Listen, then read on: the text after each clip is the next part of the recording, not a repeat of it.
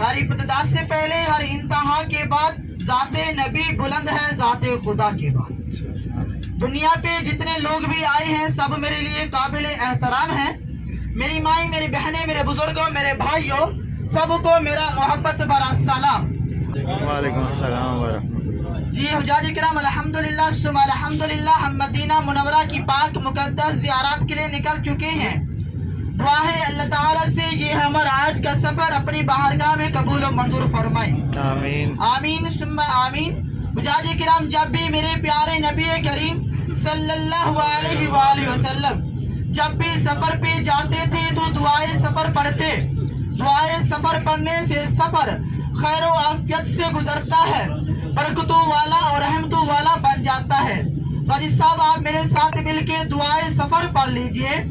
سبحان الذی سبحان اللہ سخر لنا ھذا وما کننا لہو مقرنین وإنا إلى ربنا لمنقلبون. صدق اللہ العظیم. حجاج کرام، جس سفر میں دعائے سفر پڑھی جائے وہ سفر خیر و عافیت سے گزرتا ہے، برکتوں والا اور رحمتوں والا بن جاتا ہے. تو دعا ہے اللہ تعالیٰ سے یہ ہمارا آج کا سفر اپنی بارگاہ میں قبول و منظور فرمائے. آمین ثم آمین. حجاج کرام، یہ گاڑی ابھی ہماری مدینہ منورہ کی پاک مقدس زیارات کے لیے رواں ہے. ہمارا جو پہلا قیام ہوگا، پہلا سٹاپ ہوگا مسجد قباء کے مقام کا ہوگا. جس مقام پہ ہم اتریں گے 2 رکعت نماز نوافل ادا کریں گے. 2 رکعت نماز نوافل ادا کرنے سے اللہ تعالی ایک مقبول عمرے کا ثواب عطا کرتے ہیں. تو حجاج کرام، اس سے پہلے کچھ مقامات ہمارے ایسے بھی آئیں گے جو ہمارے دائیں بائیں ہاتھ کی طرف ہوں گے، جن کی ہم نشاندہی کرتے ہوئے زیارت کرتے ہوئے مسجد قباء کے مقام تک پہنچیں گے انشاءاللہ. حجاج کرام، ابھی جو ہماری پہلی زیارت آنے والی ہے تو انشاءاللہ میں آپ کو اس مقام کی بھی نشاندہی کرواتا جاؤں گا. وہ ہے باغ حضرت سلمان فارسی رضی اللہ تعالی عنہ کا باغ ہے. وہ جگہ وہی ہے، ایریا وہی ہے، مقام وہی ہے. اسی ہی مقام پہ، اسی ہی جگہ پہ آپ صلی اللہ علیہ وسلم نے اپنے ہی دست مبارک سے پودے لگائے تھے. 360 پودے جو وہ اجوا کھجور کے بن گئے تھے. حاجی صاحب ابھی آپ توجہ کریں گے، اپنے لیفٹ ہینڈ کی طرف دیکھیں گے، الٹے ہاتھ طرف دیکھیں گے تو آپ کو سامنے ایک کھجور کا باغ نظر آ رہا ہے. جی صاحب، یہ والا باغ ہے حضرت سلمان فارسی رضی اللہ تعالی عنہ کا باغ ہے. یہ باغ کرونا سے پہلے کھلا ہوا تھا. اس باغ میں ہم اندر جایا کرتے تھے، اس باغ کی ہم نشاندہی کرتے تھے، زیارت کرتے تھے. یہ کرونا کے بعد جیسے ہی عمرہ اوپن ہوا تھا اس باغ کو گورنمنٹ نے بند کر دیا تھا.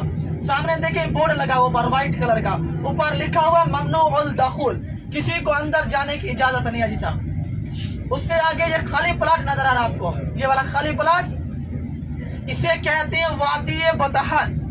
اسے کہتے ہیں وادی بطحان. یہ ایک جنت کی وادی، وادی بطحان، جسے میدان الخاک شفا کا میدان بھی کہا جاتا ہے. اسی مقام پہ آپ صلی اللہ علیہ وسلم کے دور میں بکری اور اونٹوں کی منڈی بھی لگا کرتی تھی. تو اس لیے اس مقام کو وادی بطحان بھی کہتے ہیں. اور میدان الخاک شفا اس لیے کہتے ہیں جو پہلی جنگ ہوئی تھی مسلمانوں کی، وہ مقام بدر پہ ہوئی تھی. تو اس مقام پہ کچھ صحابہ کرام زخمی حالت میں بھی ہو گئے تھے، تو کچھ صحابہ کرام شدید بیمار بھی ہو گئے تھے.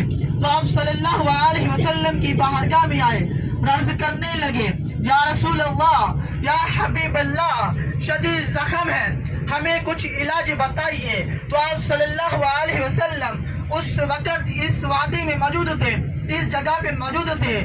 تو آپ صلی اللہ علیہ وسلم نے اس وادی سے ایک مٹی موٹنی کی بھری اور اس میں اپنا لعاب دہن ڈالا اور فرمایا، اے صحابہ، یہ مٹی اپنے زخموں پہ لگا لو تو اللہ تعالیٰ آپ کو شفا دیتے ہیں. جب صحابہ کرام نے وہ مٹی اپنے زخموں پہ لگائی تھی تو اللہ تعالیٰ نے انہیں شفا دے دی تھی. حجاج کرام، مدینے کی مٹی میں بھی شفا ہے، مدینے کے ہوا میں بھی شفا ہے. آپ کا یقین ہونا چاہیے اللہ تعالیٰ آپ کو مدینے کی مٹی سے بھی شفا دیں گے، مدینے کے ہوا سے بھی شفا دیں گے. حاجی صاحب، یہ وہ مقام تھا جسے کہتے ہیں وادی بطحان، جسے میدان الخاک شفا کا میدان کہا جاتا ہے. अभी गाड़ी हमारी मस्जिद कुबा के मकाम में पहुंच चुकी है अल्हम्दुलिल्लाह। मस्जिद कुबा वो मकाम है जब आप सल्लल्लाहु अलैहि वसल्लम मक्का मुकरमा से हिजरत करके मदीनतुल मुनव्वरा के लिए आ रहे थे, तो हर सहाबी रसूल की ख्वाहिश थी कि आप सल्लल्लाहु अलैहि वसल्लम हमारे ही घर में क़याम करें। तो आप सल्लल्लाहु अलैहि वसल्लम हर सहाबी के घर रह भी नहीं सकते थे और हर सहाबी को नाराज भी नहीं कर सकते थे। तो अल्लाह की तरफ से हुक्म हुआ था कि आप सल्लल्लाहु अलैहि वसल्लम की कस्वा उठनी की मुहर छोड़ दी जाए। वो उठनी जहां भी रुकेगी आप सल्लल्लाहु अलैहि वसल्लम वहीं पे ही क़याम करेंगे। तो वो उठनी चलते ही चलते हजरत अबू अय्यूब अंसारी रजी अल्लाह तआला अन्हु के घर के करीब ठहरी थी। तो आप सल्लल्लाहु अलैहि वसल्लम ने उस मकाम पे 3 दिन क़याम किया था। तो 3 दिन क़याम करने के बाद तकवा की बुनियाद के ऊपर, परहेज़गारी की बुनियाद के ऊपर एक मस्जिद तामीर की गई थी। तो उस मस्जिद में पहला पत्थर भी आप सल्लल्लाहु अलैहि वसल्लम ने अपने ही दस्ते मुबारक से रखा था। और आप सल्लल्लाहु अलैहि वसल्लम ने खुद ही मजदूरों वाला काम किया था। तो जब मस्जिद तामीर हो गई थी तो सहाबा किराम पूछने लगे थे, अहले मदीना के लोग पूछने लगे थे, या रसूल अल्लाह, या हबीब अल्लाह, मक्के वाले तो हज करेंगे, उम्रा करेंगे, सफा मरवा करेंगे, बैतुल्लाह का तवाफ करेंगे, आबे जमजम पिएंगे, वो तो नेकियों में से आज ही ज्यादा है। हमारी नेकियां कैसे बराबर होंगी और हम कैसे पहले जन्नत में जाएंगे। तो आप सल्लल्लाहु अलैहि वसल्लम ने फरमाया, जो मेरा उम्मती घर से बावुज़ू होकर आए इस मस्जिद कुबा में 2 रकात नमाज़े नवाफिल अदा करे तो अल्लाह ताला उसे एक मकबूल उम्रे का सवाब अता करते हैं। जाजी किराम, मस्जिद कुबा वो मकाम है। ऐसे मेरी बात समझ में आ रही है आप सबको? सुबहान अल्लाह भी कह दीजिए एक बार हाजी साहब। सुबहान अल्लाह। एक बार सुबहान अल्लाह कहने से अल्लाह ताला उस बंदे के नाम के ऊपर एक जन्नत में दरख्त लगा देते हैं। उस दरख्त का साया इतना लंबा होता है कि अरबी नस्ल का घोड़ा 100 साल तक दौड़ता रहे तो उसका साया खत्म नहीं होता। साहब एक बार सुबहान अल्लाह के ऐसे आपने माशाल्लाह जहाँ से भी आई हैं, लाखों रुपए लगा कर आई हैं उम्र की सादत हासिल करने के लिए। आपने माशाल्लाह उम्र पहले किया है मक्का मुकरमा में, वहाँ पे आपने एहराम बांधा है, तवाफ पे बैतुल्लाह की है, सफा मरवा की है, ताबे जमजम पिया है। सब वो उम्र आपका कबूल है कि ये नहीं कबूल? ये कबूल करने वाली अल्लाह ताला की जात है। अभी हम जो उम्रा करने जा रहे हैं मस्जिद कुबा में, आप सल्लल्लाहु अलैहि वसल्लम अल्लाह ताला से 1400 साल पहले ये उम्रा कबूल करवा चुकी है। सुभान अल्लाह। क्योंकि आप सल्लल्लाहु अलैहि वसल्लम ने फरमा दिया है, जो भी मेरा उम्मती आए इस मस्जिद कुबा में 2 रकात नमाज़े नवाफिल अदा करे, नियत करे 2 रकात नमाज़े नवाफिल तहियतुल मस्जिद के नाम से नियत करे तो अल्लाह ताला उससे एक ही मकबूल उम्रे का सवाब अता करते हैं। अल्हम्दुलिल्लाह, ये वो मकाम है मस्जिद कुबा। अल्हम्दुलिल्लाह, अभी हम उस मकाम पे पहुंच चुके हैं, मस्जिद कुबा के मकाम पे। ये आपके उल्टे हाथ के सामने बिल्कुल मस्जिद कुबा है इंशाअल्लाह।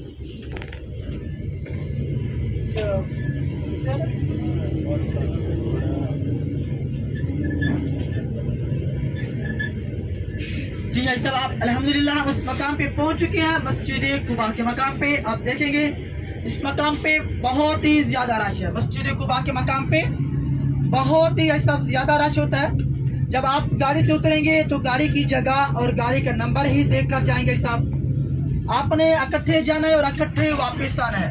अपने बच्चों को, अपने बुजुर्गों को, अपने लेडीजों को साथ लेकर जाना है और वापस ही साथ ही लेकर आना है। साहब आपको जिस मकाम पे जिस जगह पे उतारा जाएगा सब आपने टाइम की भी पाबंदी करनी है, क्योंकि आगे भी ज़ियारतें हैं, हमें वो ज़ियारतें भी मिल जाएंगे सब। और ज़ोहर की नमाज भी हम मस्जिद नबी में अदा करनी होती है, वो भी हमें आसानी से मिल जाएगी सब। हर सब ज़ियारत फ़र्ज नहीं है, नमाज फ़र्ज है। हमने फ़र्ज नमाज पे टाइम पे ही पहुँचना होता है मस्जिद नबी में। सब कोशिश करेंगे आपको जिस मकाम पे जितना टाइम दी जाए उसी टाइम में ही सब वापस है। हर सब माशाल्लाह जिस नंबर से मैंने आपको कॉल की है वो नंबर मेरा आपके पास होगा। अगर किसी के पास नहीं, मैं आपको फिर भी बता देता हूँ, एक बार मेरा मोबाइल नंबर नोट कर ले, کیونکہ دیکھیں اس مقام پہ بہت ہی زیادہ رش ہے. آپ کے دائیں بائیں سب گاڑیاں نظر آتی ہیں، کیونکہ اگر آپ اس مقام پہ گم بھی ہو جائیں گے یا ادھر ادھر ہو بھی جانتے ہیں تو آپ مجھے کال کریں گے، میسج کریں گے، تو انشاءاللہ میں آپ کو وہاں سے لے کر آؤں گا گاڑی تک.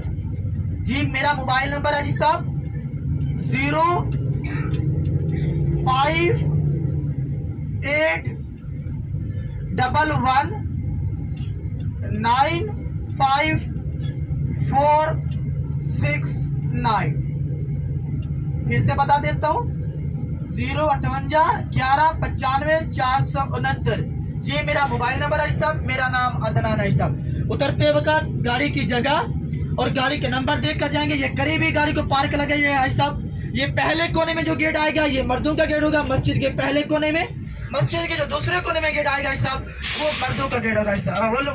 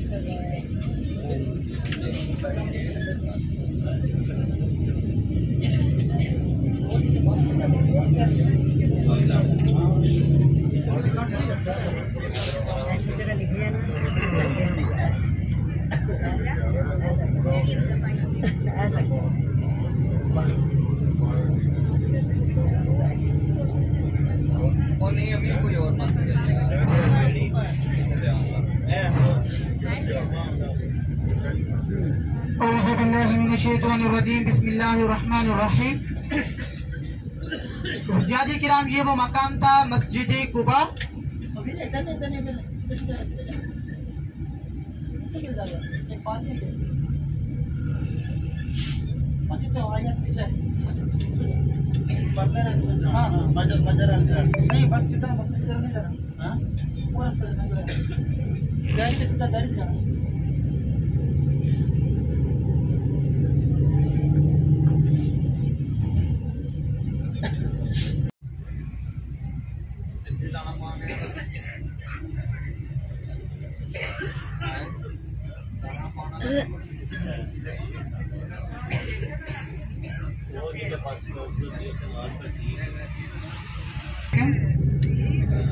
حجاجی کرام یہ وہ مقام تھا مسجد قبلتین. دو قبلوں والی مسجد تھی جس مقام پہ آپ نے 2 رکعت نماز نوافل ادا کی ہے. دعا ہے اللہ تعالیٰ سے اس مقام کی نوافل آپ کے اپنی بارگاہ میں قبول منظور فرمائے. آمین ثم آمین. کہتے ہیں ہر ایک نبی نے خدا کو چاہا، ہر ایک نبی نے خدا کو چاہا، خدا نے خود مصطفیٰ کو چاہا. ہر روز بھیجو درود اور سلام اس نبی پر جس نبی نے ہر مقام پہ اپنی امت کو ہی چاہا. کس کو چاہا؟ اپنی امت کو ہی چاہا. سب ایک بار آن وسلم کی بارگاہ اقدس میں درود شریف کا نذرانہ پیش کر لیجئے. بسم اللہ الرحمن الرحیم. اللہم صلی علی محمد وعلی آل محمد کما صلیت علی ابراہیم وعلی آل ابراہیم انک حمید مجید. اللہم بارک علی محمد وعلی آل محمد کما بارکت علی ابراہیم وعلی آل ابراہیم انک حمید مجید. بسم اللہ الرحمن الرحیم. حجاجی کرام یہ گاڑی ابھی ہماری شہدائے احد کی طرف رواں ہے. جبل احد پہاڑ کی طرف رواں ہے جسے غزوہ احد کہا جاتا ہے. جس مقام پہ، جس جگہ پہ مسلمانوں کی دوسری جنگ لڑی گئی تھی، جس مقام پہ ہمارے 70 صحابہ کرام بھی شہید ہو گئے تھے، اسی ہی مقام پہ آپ صلی اللہ علیہ وسلم کے پیارے ہی چچا جان حضرت سیدنا امیر حمزہ رضی اللہ تعالی عنہ وہ بھی اس مقام پہ شہید ہو گئے تھے. اور اسی ہی مقام پہ حضرت مصعب بن عمیر ہے، وہ بھی اس مقام پہ شہید ہو گئے تھے، اور اسی ہی مقام پہ حضرت عبداللہ بن جیش ہے۔ یہ 3 مسلمانوں کے بڑے جرنیل تھے جو اس مقام پہ اس غزوے میں شہید ہوئے تھے۔ ٹوٹل ہی اس مقام پہ 70 صحابہ کرام بھی شہید ہو گئے تھے۔ ابھی اس مقام پہ صحابہ کرام کی قبر مبارک ہے، 3 قبریں ہیں، 3 قبروں کے اندر 70 صحابہ کرام مدفن آرام فرما ہے۔ آپ جا کر ان قبروں کی بھی نشاندہی کر سکیں گے، دیکھ سکیں گے اس مقام پہ صحابہ کرام مدفن آرام فرما ہے۔ جاجی کرام جو پہلی جنگ ہوئی تھی مسلمانوں کی وہ مقام بدر پہ ہوئی تھی، تو اس مقام پہ ابو سفیان کی بیوی تھی ہندہ کے 2 بھائیوں کو اور 1 باپ کو اس مقام پہ حضرت سیدنا امیر حمزہ رضی اللہ تعالی عنہ نے اس مقام پہ قتل کر ڈالا تھا، یعنی کہ مار ڈالا تھا۔ تو ہندہ نے قسم کھائی تھی جب بھی میرا حضرت سیدنا امیر حمزہ رضی اللہ تعالی عنہ سے مقابلہ ہوا تو میں ان کو شہید کرا کے، ان کا سینہ چاک کرا کے، کلیجہ نکال کے وہ کلیجہ میں کچا ہی چاپاؤں گی۔ تو ہندہ نے ایسا ہی کیا تھا۔ تو ہندہ نے آ کر اپنے غلاموں میں اعلان کرایا تھا۔ ہندہ کہتی ہے میرا کوئی ایسا غلام جو حضرت سیدنا امیر حمزہ رضی اللہ تعالی عنہ کو شہید کرے، اور شہید کرنے کے بعد ان کا سینہ چاک کر کے کلیجہ مبارک نکال کے وہ کلیجہ مبارک مجھے پیش کرے، اور وہ کلیجہ مبارک میں کچا چباؤں گی، اور میں اس کو اس کے وزن کے مطابق اشرفیہ دوں گی، یعنی کہ سونا دوں گی، اور میں اس کو آزاد کر دوں گی۔ تو اس ٹائم حضرت وحشی بن حرب آگے بڑھے تھے، جو پہلے ایمان نہیں لائے تھے، پہلے مسلمان نہیں تھے، وہ بعد میں مسلمان ہوتے ہیں۔ اس ٹائم حضرت وحشی بن حرب آگے بڑھے تھے، تو انہوں نے کہا تھا کہ میں حضرت سیدنا امیر حمزہ رضی اللہ تعالیٰ عنہ کو شہید کروں گا۔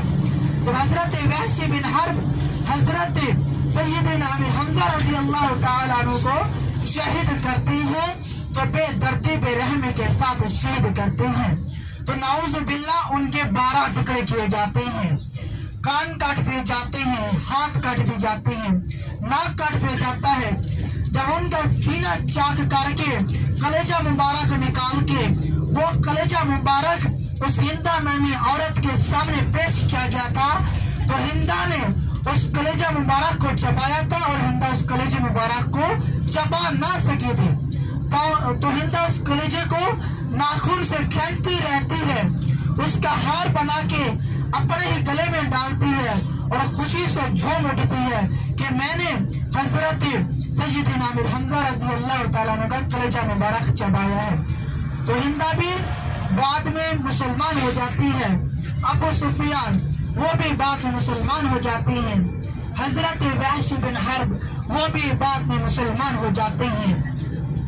جب حضرت وحشی بن حرب مسجد نبی میں تشریف لاتے تھے تو آپ صلی اللہ علیہ وسلم ان کو دیکھتے تھے، تو آپ صلی اللہ علیہ وسلم کی آنکھوں سے آنسو آ جاتے تھے، اور آپ صلی اللہ علیہ وسلم نے منع کیا تھا، اے وحشی آپ میرے سامنے مت آیا کرو، کیونکہ آپ میرے ہی سامنے آتے ہو تو میرے ہی پیارے ہی چچا جان حضرت سیدنا امیر حمزہ رضی اللہ تعالیٰ عنہ مجھے یاد آ جاتے ہیں۔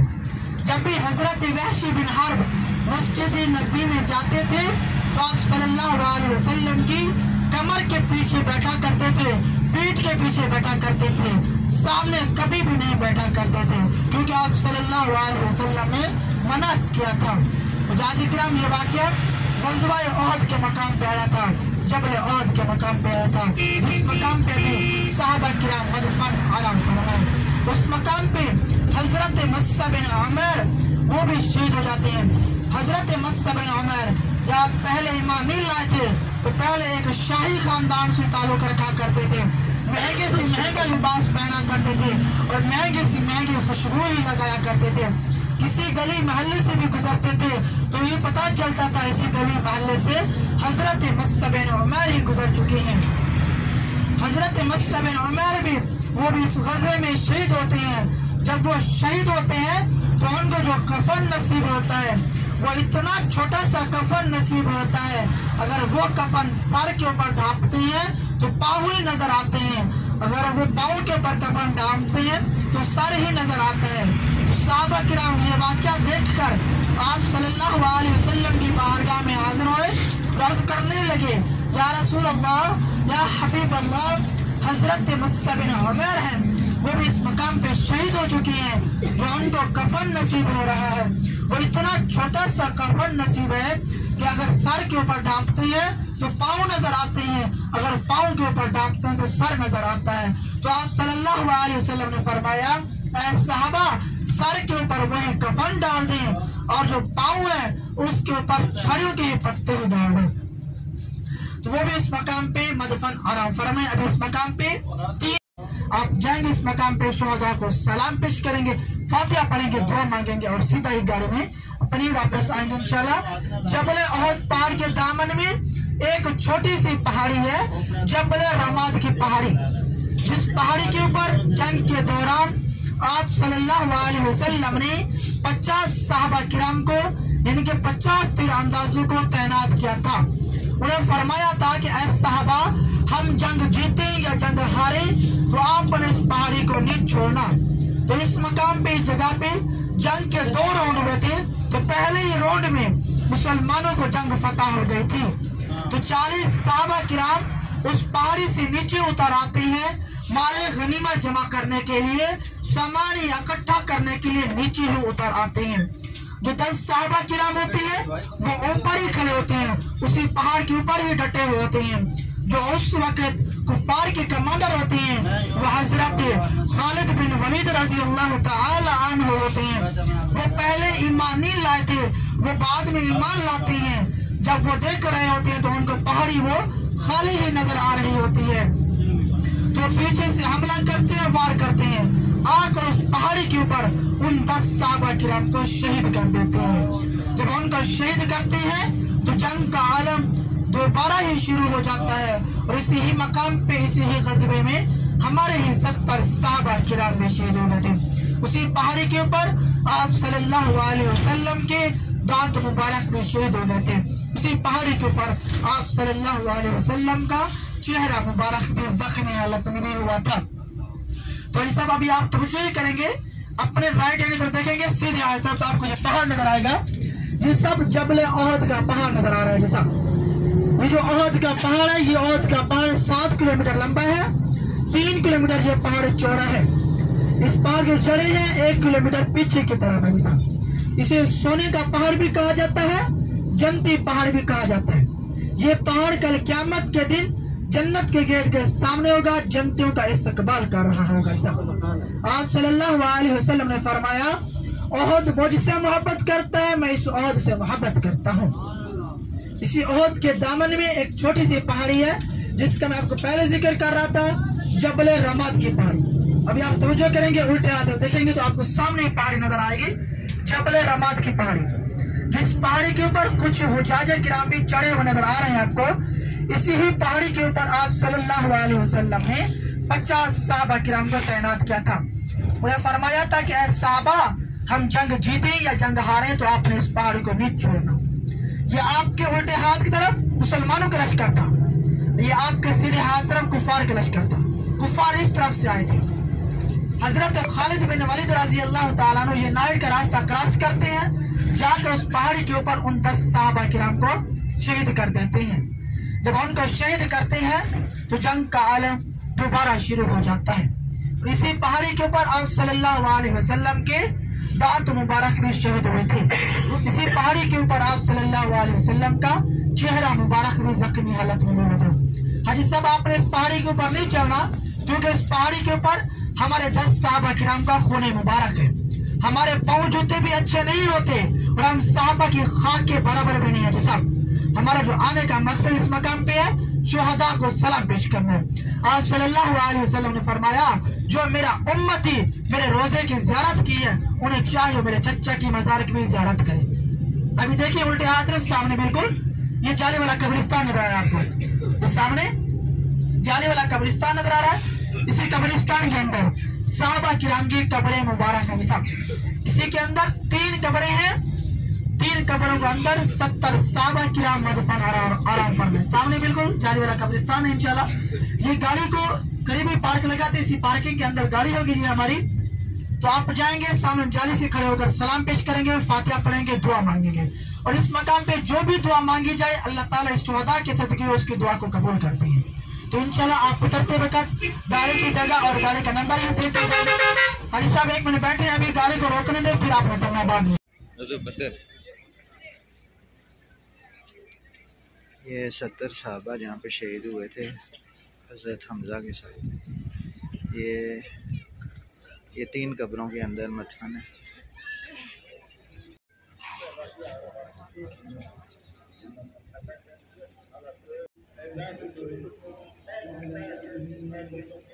शुहदा को सलाम पेश किया है। दुआ है अल्लाह ताला से इस मकाम की हाजिरी आपकी अपनी बाहरगाह में कबूल मंजूर फरमाए। आमीन सुम्मा आमीन। मुजाहिद किराम, ये गाड़ी अभी हमारी वादी उस्मान की तरफ रवा है, वादी उस्मान। इंशाल्लाह मैं आपको उस बाग की भी निशानदेही करवाता हूँ, ज़ियारत करवाता हूँ। मुजाहिद किराम, कुछ मक्का मुकरमा और कुछ मदीना मुनव्वरा के तोहफे होते हैं जो आपके दोस्त अहबाब और रिश्तेदार इंतजार में होते हैं कि हमारे लिए क्या क्या तोहफे लेकर आते हैं। जो पहला तोहफा हाजी साहब मक्का मुकरमा का, माशाअल्लाह वो तब सब हाजी साहब चल पड़ा था और आप सल्लल्लाहु अलैहि वसल्लम ने जब देखा ये ओहद का पहाड़ पीछे आ रहा है तो आप सल्लल्लाहु अलैहि वसल्लम ने इस ओहद से पूछा था, ऐ ओहद, मेरा मदीना इतना बड़ा नहीं है, तू मेरे मदीने में समा पाएगा। तो उस वक्त अल्लाह ताला ने इस ओहद के पहाड़ को भी ज़बान दी थी। तो ये ओहद का पहाड़ भी उस टाइम बोलने लग गया था, या रसूल अल्लाह, या हबीब अल्लाह, ये मेरे ही शुहदा हैं, ये मेरे ही सामने शहीद हुए हैं, इनको मेरे ही दामन में मदफन कर दीजिए ताकि क़यामत तक मैं इनको सलाम पेश करता रहूं और इनकी मैं ज़ियारत करता रहूं। तो आप सल्लल्लाहु अलैहि वसल्लम ने उन 70 सहाबा किराम को इस ओहद के ही दामन में मदफन कर दिया था। इस ओहद के दामन में ही मदफन कर दिया था, इस ओहद के सीने में ही मदफन कर दिया था। जिनको आपने सलाम पेश किया, फातिहा पढ़िए, दुआ मांगी है। दुआ है अल्लाह ताला से इस मकाम की हाजिरी आपके अपनी बाहरगाह में कबूल मंजूर फरमाए। आमीन सुन्ना आमीन। मुजाहिद किराम, ये गाड़ी अभी हमारी वादी उस्मान की तरफ रवा है, वादी उस्मान, जिसका मैं आपको पहले भी जिक्र कर रहा था। इस बाग के अंदर खजूरें हैं जो आप सल्लल्लाहु अलैहि वसल्लम से निस्बत रखने वाली खजूरें हैं जो आप सल्लल्लाहु अलैहि वसल्लम को भी बहुत ही ज्यादा पसंद थी। वो 3 खजूर साहब। पहले खजूर है अजवा। अजवा खजूर का माशाल्लाह आपने नाम सुना होगा, देखी होगी, खाई भी होगी अजवा खजूर माशाल्लाह। अजवा खजूर भी रंग की काली है। हजरत बिलाल हबशी रजी अल्लाह ताला अन्हु वो भी रंग के काले थे। हजरत बिलाल वो रंग के, हजरत बिलाल रंग के तो काले थे, बड़े नसीबों वाले थे। रंग के जो काले थे बड़े नसीबों वाले थे। कहते हैं होंगे बरोज़े महशर में हसीन सारे इकट्ठे, होंगे बरोज़े महशर में हसीन सारे इकट्ठे, तो सबसे पहले बिलाल का इंतखाब होगा, तो सबसे पहले बिलाल का इंतखाब होगा। आपने मस्जिद बिलाल देखी है, जिस जगह पे मस्जिद बिलाल है, इस जगह पे एक मदीने का तारीखी बाजार लगा करता था, पुराना बाजार लगा करता था। उस जगह पे हजरत बिलाल हबशी रजी अल्लाह ताला अन्हु खजूर बेचा करते थे, अजवा खजूर। अजवा खजूर पहले बहुत छोटी हुआ करती थी, आप बाकी खजूरें देखिए बहुत बड़ी खजूरें हैं। अजवा खजूर वो है, आप सल्लल्लाहु अलैहि वसल्लम ने फरमाया, जो शख्स सुबह 7 दाने निहार मुँह खाएगा, खाली पेट खाएगा, तो उस दिन उसको जादू तकलीफ उठोना कुछ भी असर नहीं करेगा, हत्ता कि उस दिन जहर भी खा ले तो वो भी असर नहीं करेगा। अजवा वो खजूर है साहब। दूसरी खजूर है अंबर। अंबर वो खजूर है जो आप सल्लल्लाहु अलैहि वसल्लम ने फरमाया, अंबर वो खजूर है जो आप सल्लल्लाहु अलैहि वसल्लम सुबह नाश्ते में बड़े शौक से ही तनावल फरमाया करते थे, यानी कि बड़े शौक से ही खाया करते थे। जब भी सफर पे जाते थे तो अंबर खजूर भी साथ में लेकर जाया करते थे। तीसरी जो खजूर आज साहब, तीसरी जो खजूर आज साहब हुआ बरनी बरकत, जिसे बरनी अल मदीना कहा जाता है साहब। वो बरकत वाली खजूर है जो आप सल्लल्लाहु अलैहि वसल्लम ने फरमाया, जो शख्स सुबह 7 दाने, बरनी बरकत वो खजूर आप सल्लल्लाहु अलैहि वसल्लम ने फरमाया जिसके घर 7 दाने होंगे, تو اس دن اس کے گھر جادو تکلیف ٹونا کچھ بھی اثر نہیں کرے گا اور اس کے گھر بھوک اور پیاس کا فاقہ بھی نہیں آئے گا۔ اجوا اور برنے برکت دونوں بہت ہی اہم کھجور ہیں۔ انشاءاللہ ہم اس باغ میں جا رہے ہیں، اگر آپ کو وہاں سے کوئی کھجور اچھی لگتی ہے، پسند آتی ہے تو آپ وہاں سے لے بھی سکتے ہیں، خرید بھی سکتے ہیں۔ اگر آپ کو نہیں پسند آتی، نہیں اچھی لگتی، اگر آپ کو کوئی کھجور پسند آتی ہے، اچھی لگتی ہے، وہاں سے آپ لے سکتے ہیں، خرید سکتے ہیں۔ وہاں پہ بھی ہمارا سٹاپ ہوگا 10 سے 15 منٹ کے لیے، تو دیکھ سکیں گے وہاں پہ مارکیٹ بنی ہے، ایک شاپ بنی ہے کھجور کی۔ تو اگر کوئی پسند آئے، اچھی لگے، آپ وہاں سے لے سکتے ہیں، خرید سکتے ہیں، ورنہ اپنے ایک دو دانے سب آپ کے لیے میں سے کھا کے سب سیدھا ہی گاڑی میں واپس آ جائیں گے صاحب۔ ایسا کچھ مکہ المکرمہ اور کچھ مدینہ المنورہ کے تحفے ہوتے ہیں جو آپ کے دوست احباب رشتہ دار انتظار میں ہوتے ہیں کہ ہمارے لیے کیا کیا تحفے لے کر آتے ہیں صاحب۔ پہلا تحفہ مکہ المکرمہ کا ماشاءاللہ وہ تو سب کو یہ پتا ہوگا، وہ ہے آب زمزم۔ آب زمزم وہ پانی ہے جس پانی میں اللہ تعالیٰ نے 70 بیماری کی شفا رکھی ہوئی صاحب۔ آپ ایک بالٹی پانی کے لے لیں گے صاحب، اسی پانی میں آب زمزم کا ایک ہی قطرہ ڈالیں گے تو پوری ہی بالٹی زمزم کی تاثیر پکڑ جاتی ہے جی صاحب۔ آب زمزم وہ پانی ہے۔ مدینے کے تحفہ وہ اجوا کھجور کا میں نے آپ کو پہلے ذکر کیا ہوا جی صاحب۔ مدینے کے ایک اور تحفہ بھی ہے، وہ ہے الاسود السرما۔ الاسود السرما وہ ہے جی صاحب جو آپ صلی اللہ علیہ وسلم خود ہی آنکھوں میں لگایا کرتے تھے، اس صحابہ کرام کو بھی لگانے کی تلقین کیا کرتے تھے، الاسود السرما۔ ایک اور تحفہ ہے جی صاحب مقام بدر کا تحفہ، جنگ بدر کا تحفہ، قدرتی روغن باللسان۔ وہ آئل ہے، وہ تیل ہے جس تیل میں اللہ تعالیٰ نے وہ آئل ہے، وہ تیل ہے جس تیل میں اللہ تعالیٰ نے 70 بیماری کی شفا رکھی ہوئی صاحب۔